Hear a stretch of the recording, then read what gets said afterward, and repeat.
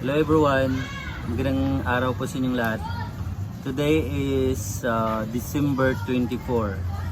Alam ko lahat dito ay busy sa paghanda, lalo na ngayong Pasko. At magtatapos na po yung 2023. Kaya yan, pero hindi ibig sabihin na magtatapos na yung 2023, mawala na tayo ng pag-asa. So, ginawa ko po itong live stream na to. Shout out nga pala sa mga subscribers natin dito sa YouTube at sa Facebook. Ayan, sa Ayan Canillas Vlogs. Maraming salamat po sa mga nanood at manonood pa lang po. So ngayon po, andito